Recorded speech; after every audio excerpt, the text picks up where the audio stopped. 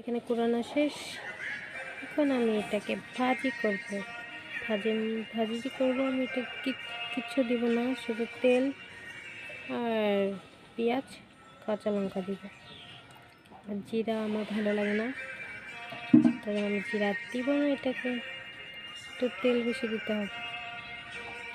তো চলো রান্না করার পরে কীরকম দেখা যায়। এখন তো কালারটা খুব সুন্দর লাগছে। এইখানে আমি পিঠটাকে কুড়াচ্ছিলাম, দেখতে পেরেছ পিঠ। তো এটাকে আমি কুড়াচ্ছিলাম এইভাবে। তো এটা কুড়িয়ে আমি ভাজি করব। দেখছো কুড়িয়েছিলাম, দেখতে কালারটা কি সুন্দর, দারুণ কালার। তো এভাবে কুড়িয়ে খেয়েছো চাটনির মতন। আজকে আমি প্রথম বানাবো এভাবে, তো বানিয়ে দেখি কিরকম লাগে খেতে। পুরানো হয়ে গেলে তারপর দেখি। সবার ভিডিওটা ভালো লাগলে লাইক কমেন্ট করে দেবে। আসলাম নতুন একটা ভিডিও নিয়ে। তো এখানে দেখতে পেরেছ বিটটাকে যে কুড়িয়েছিলাম, কুড়িয়ে ভাজি করেছি এটা। আর এখানে আলু সিদ্ধ, এখানে ডিম, আর এখানে তিতকারলা ভাজি। তো চলো পিঠ দিয়ে খেয়ে দেখি কিরকম হয়েছে।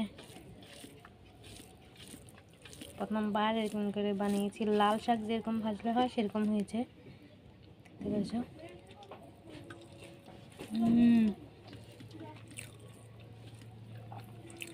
সত্যি সত্যি টেস্টি হয়েছে,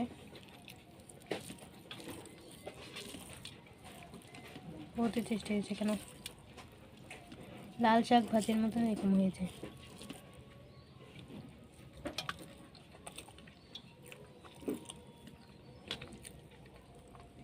এটা পেঁয়াজ, লাল শাক ভাজি খাওয়া দরকার নেই, এইসব বিট কুড়িয়ে বা শাকের মতন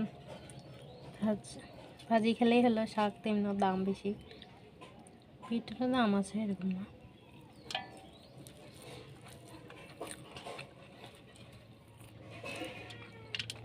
কার কার ভালো লাগে বিট,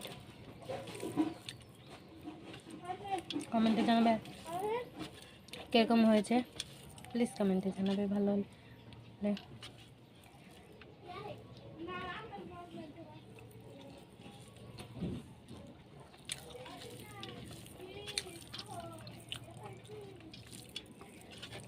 আবার দেখা হবে নেক্সট ভিডিওর সঙ্গে।